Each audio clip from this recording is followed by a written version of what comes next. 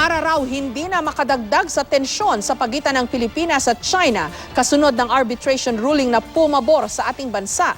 Ayon sa mga otoridad, mas makabubuti raw na iwasan muna ang pangingisda sa mga pinag-aagawang bahagi ng West Philippine Sea. Live mula sa Masinloc sa Zambales, may report si Bam Alegre. Bam? Jessica, iba yung pag-iingat. Ito yung ipinapatupad ngayon ng lokal na pamahalaan ng Masinloc, Zambales. Kaugnay yan ng paglapit ng mga mangingisda sa Bajo de Masinloc o Scarborough Shoal. Ang iniiwasan nilang senaryo, masisi yung mga mangingisda mula sa Zambales na sila yung naging dahilan kung bakit na-reignite yung tension dito sa region. Yan ay sa kabila ng pagkapanalo nga ng Pilipinas sa arbitration case laban sa China. Narito ang ulat.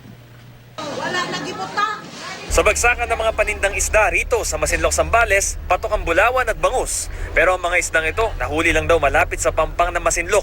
Mas masagana at sari-sari raw ang nalalambat noong malayang nakakapunta pa raw ang mga mangingisda sa Bajo de Masinloc o Scarborough Shoal. Dati sir, nagtinda ako. Pero ngayon, wala na. Dahil hindi naman makalapit doon ang mga yung sa mga bangkain. Ay maganda, yung mga lapu-lapu, yung tarian, basta magandang klase, mga mahal yun. Matapos lumabas ang resulta ng International Arbitral Tribunal pabor sa Pilipinas, nagalak ang mga mangingisda sa Masinloc. Pero ang abiso ng mga otoridad, wag muna magpadalos-dalos sa paglalayag. Habang hindi pa formal na nag-uusap ang mga kinatawan ng Pilipinas at China, pinagsasabihan pero hindi pinagbabawalan ng mga mangingisda na makalapit sa Scarborough Shoal. Pinapaalalahanan lang sila na wag nang gumawa ng anumang hakbang na posibleng makadagdag sa tensyon. Kahapon, nung kumalma ng ating na wala ng alon, so nagpaalam sila na lalaot sila at sinabihan ko naman sila na huwag muna silang lumapit talaga doon o pumasok sa Scarborough kasi wala pa talagang advice. Mas mabuti yung ganun para hindi magkaroon ng friction between the two party, di ba? Alam mo, medyo mainit pa rin yung kabila. Mas maganda na yung maghihintay nga tayo ng talagang final. Especially kung magkaroon na ng usapan ng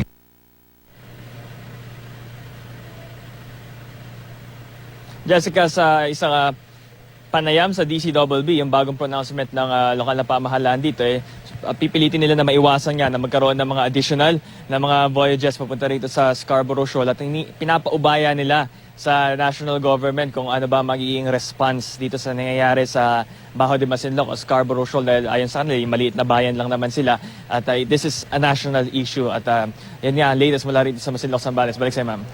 Bam, meron na bang mga sumubok na mga mangingisda mula dyan sa Zambales kung hindi man dun sa medyo kalapit na probinsya, no? Magkadugtong kasi ang Zambales at Pangasinan. At kahit yung mga mangingisda sa Pangasinan, I think even farther down, no, kahit yung mga mangingisda sa La Union, sa Scarborough Shoal nakakaabot minsan sa pangingisda. May information ba kung may nagsubok na o sumubok ng mangisda?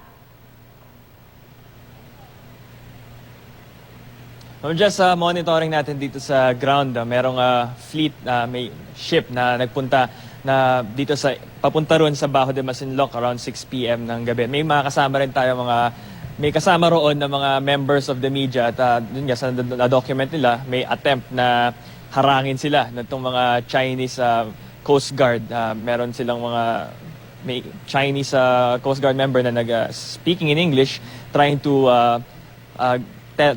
tell them to get out dun sa area na palapit na rito sa Scarborough Shoal. At itong mismong area na to, Bajo de Masinloc, traditionally talaga, tulad na nabanggit niya, isa itong fishing ground ng maraming mga mangingisda dahil bukod sa rich yung biodiversity rito, nagiging natural shelter din ito against storms dahil isa itong cove.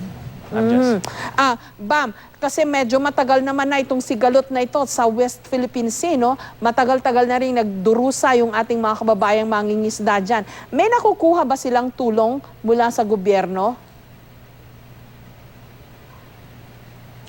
As far as help sa national government, we monitored na yun yung magiging focus nila or naging focus nila recently na mag-provide ng alternative livelihood para sa mga mangingisda na nawala ng kabuhayan. Sad to know na parang yung mga Pilipino pa yung nag-a-adjust sa situation na to. Pero baka kailangan yun dahil kailangan pa siyang ma-resolve sa higher level ng diplomacy. And we monitor din na may mga kawani rin ng BFAR na narito sa Zambales para tumulong din na mag-provide nga ng karagdagan o alternatibong kabuhayan para sa ating mga mangingisda, ma'am. Maraming salamat sa iyo, Bam Alegre.